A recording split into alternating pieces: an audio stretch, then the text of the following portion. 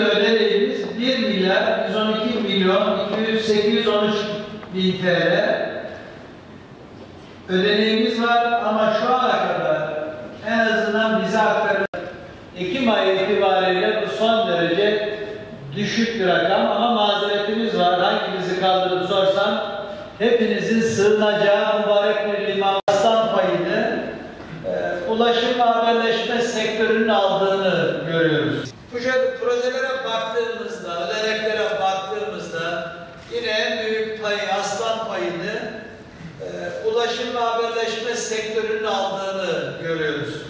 463 milyon 263 bin 559 TL'lik bir ödeneği var ulaşım ve haberleşmenin. Sonra tarım sektörü en önemli sektörlerden bir tanesi, belki en önemlisi Diyarbakır'ın 239 milyon 404 bin 918 TL'lik bir ödeneğimiz de tarım sektöründe var.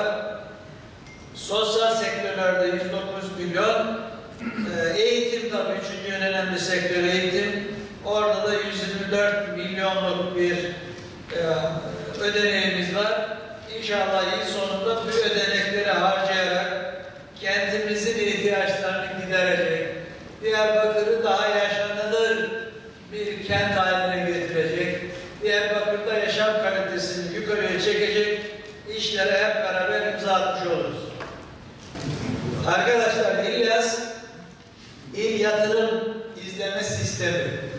Şimdi yaptığımız bütün yatırımları bizim İl Planlama Müdürlüğümüzde, bütün İçişleri Bakanlığı'nın iller üzerinden takip ettiği elektronik bir yazılım sistemimiz var. İlyas sistemi dediğimiz kısaltılmış hali yatırım izleme sistemi.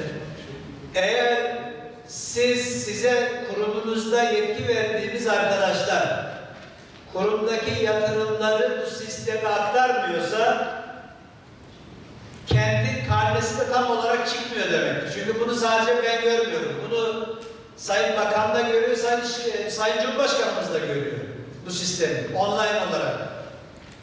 Yani bizim Diyarbakır karnemizin tutulduğu yer İlyas programı.